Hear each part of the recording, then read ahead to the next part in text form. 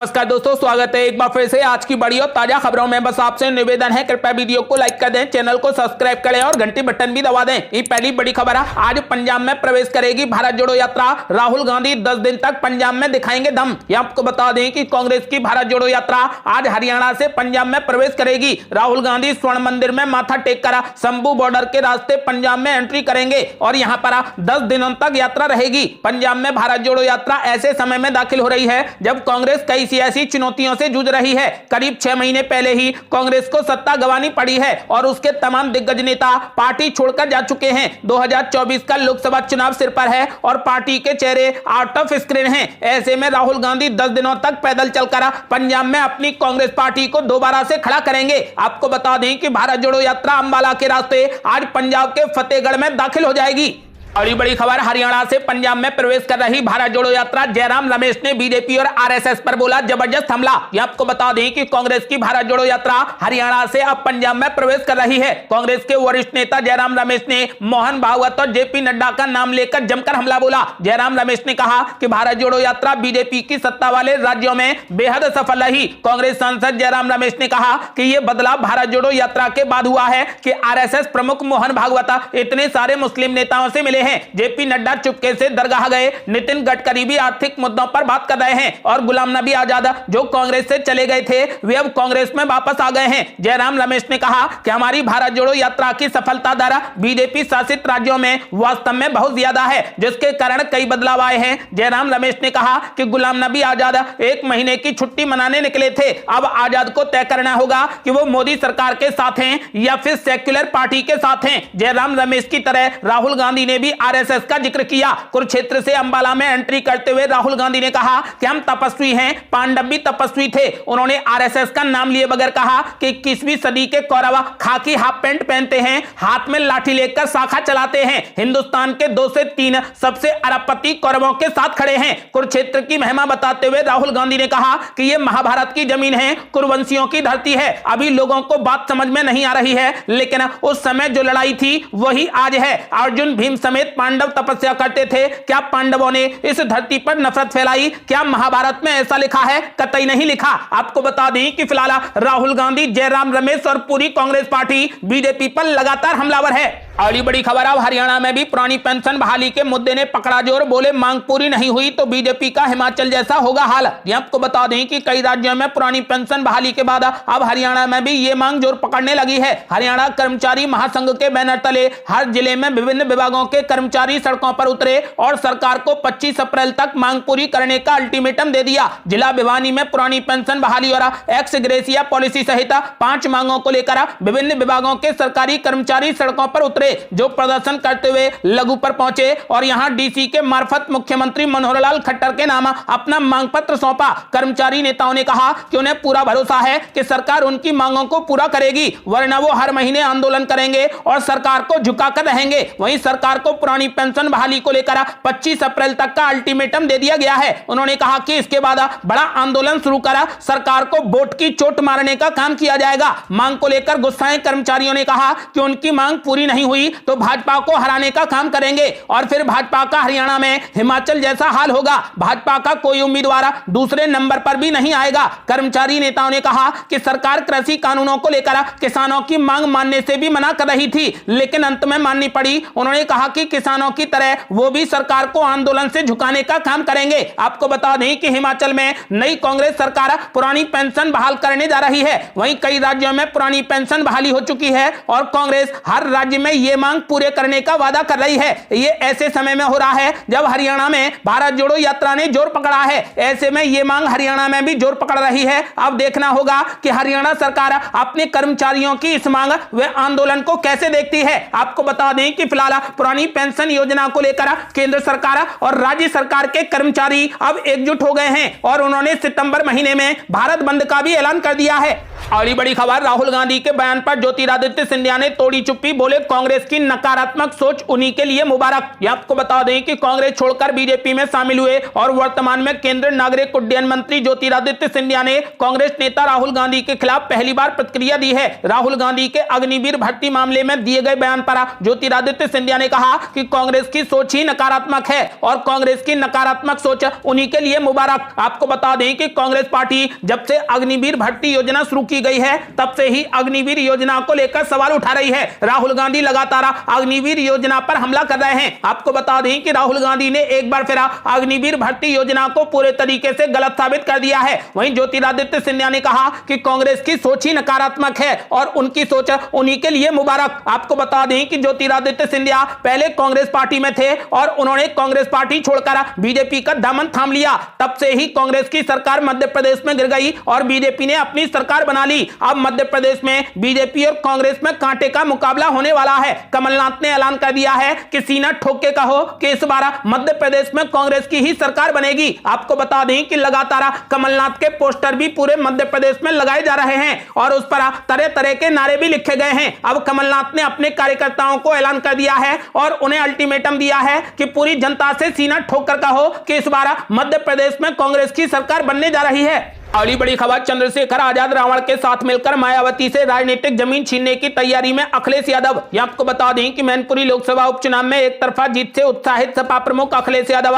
Mission 2024 में जुट गए हैं। पिता मुलायम सिंह यादव की तरह ही अखिलेश यादव भी राजनीति में नए नए दांव आजमा रहे हैं। 2024 में बीजेपी को मात देने के लिए यादव लैंड के बाद अखिलेश यादव दलित राजनीति में सेंध लगाने की जुगत में है, जिससे वो जल्द ही चंद्रशेखर आजाद रावण से गठबंधन कर सकते हैं। आपको बता दें कि फिलहाल चंद्रशेखर आजाद रावण ने अखिलेश यादव से मुलाकात की है। बिहार में जब से जातिगत गणना शुरू हुई है तब से यूपी में भी जातिगत गणना की मांग उठ रही है। आपको बता दें कि अखिलेश यादव और चंद्रशेखर आजाद रावण ने मुलाकात कर इस मुद्दे को उठाया है। उन्होंने कहा कि यदि बिहार में जातिगत गणना की जा सकती है तो पूरे देश में क्यों नहीं की जा सकती। आपको बता दें कि ऐसा माना जा रहा है कि अखिलेश यादव अगले विधानसभा और लोकसभा के चुनाव चंद्रशेखर आजाद रावण के साथ में लड़ेंगे। ऐसा भी माना जा रहा है कि वो राजनीतिक जमीन को छीनने की तैयारी में है। आपको बता दें कि चंद्रशेखर आजाद से मिलकर वो मायावती से उनकी राजनीतिक जमीन हथियाने की कोशिश कर रहे हैं। अगली बड़ी खबर, राहुल गांधी के बयान पर भड़क गए पुजारी, फिर कर बैठे हिंदुत्व और हिंदू वाली गलती।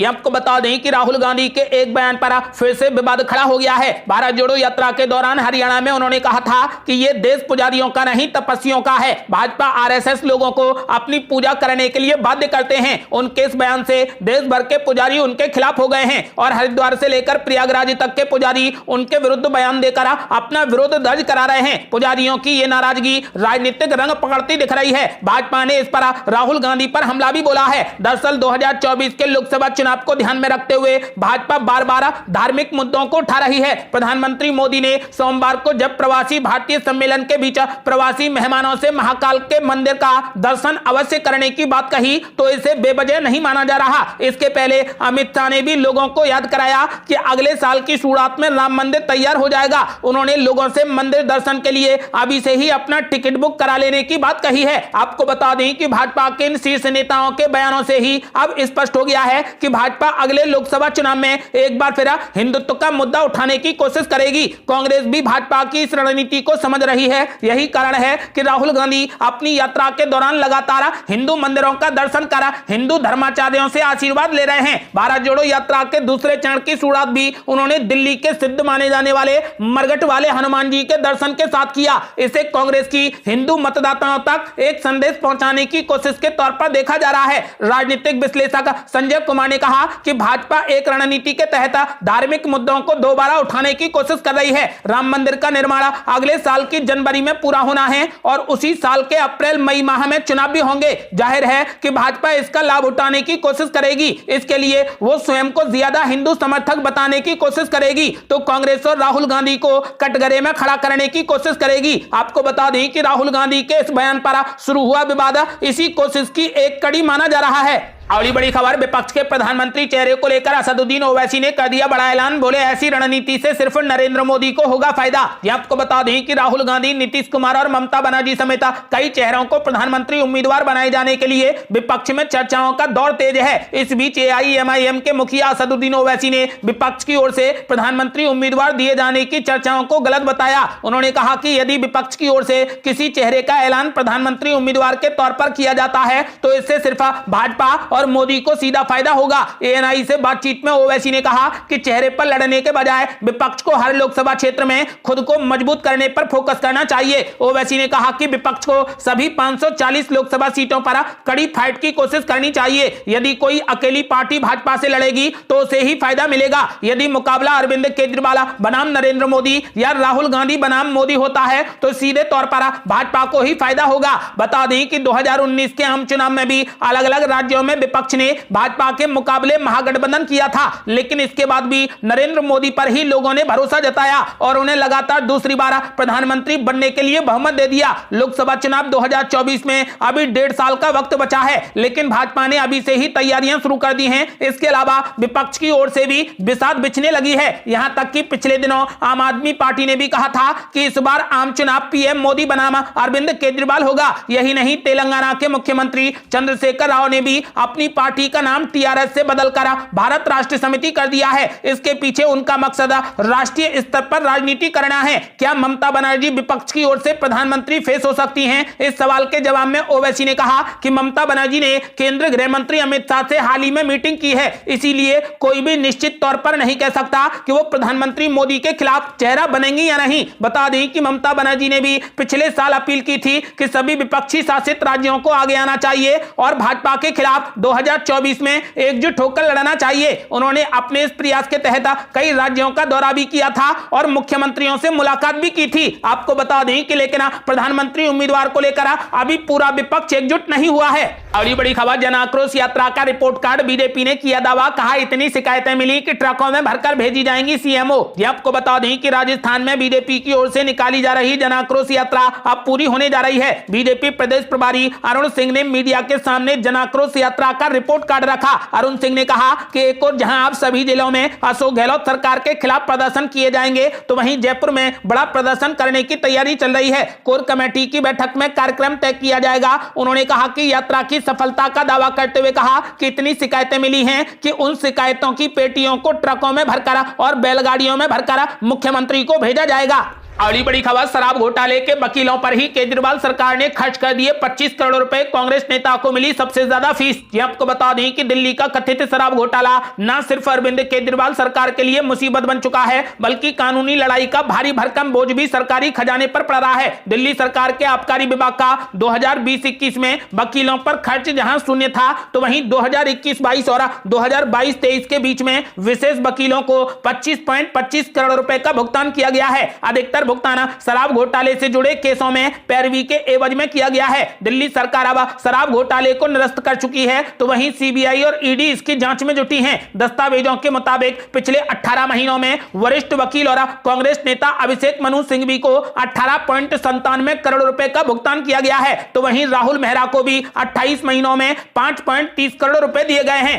अगली बड़ी खबर, दिल्ली समेत कई शहरों में लगातार छठे दिन पड़ रही कड़ाके की ठंड। जानिए अपने शहर का मौसम। ये आपको बता दें कि दिल्ली, यूपी और हरियाणा समेत उत्तर भारत के कई राज्यों में शीतलहर और कोहरे का कहर जारी है। मौसम विभाग के मुताबिक बीते 5 दिनों में भीषण शीतलहर चली है और बीते एक दशक में यह सबसे लंबा दौर है जब लगातार इतनी ठंड पड़ी है। यही नहीं, मंगलवार से कुछ राहत की उम्मीद थी, लेकिन ऐसा नहीं हो रहा। दिल्ली, पंजाब, यूपी, राजस्थान, हरियाणा और मध्य प्रदेश समेत कई राज्यों में मंगलवार की सुबह भी कोहरे में लिपटी दिखी। इसके अलावा ठंड भी प्रचंड है, जिससे निपटने के लिए रजाई और अलाव तक कम पड़ते दिखाई दे रहे हैं। आपको बता दें कि अगले 24 घंटों के दौरान उत्तर, पश्चिम, मध्य और पूर्वी भारत में न्यूनतम तापमान में और वृद्धि हो सकती है। 10 जनवरी को जम्मू कश्मीर, लद्दाख और हिमाचल प्रदेश में हल्की बारिश और हिमपात हो सकता है। पंजाब, हरियाणा, बिहार और उत्तर प्रदेश के कुछ हिस्सों में कोल्ड डे की स्थिति बनी रह सकती है। ये थी अब तक की बेहद बड़ी खबरें। आपका क्या मानना है? क्या 2024 में लोकसभा चुनाव में कांटे का मुकाबला होगा? अपनी राय हमें वीडियो लाइक कर कमेंट बॉक्स में जरूर दें। ऐसी ही ताजा और न्यू अपडेट जानने के लिए हमारे चैनल को लाल बटन दबाकर सब्सक्राइब करें और घंटी बटन भी दबा दें। जल्दी मिलते हैं बड़ी अपडेट के साथ, तब तक के लिए जय हिंद, जय भारत।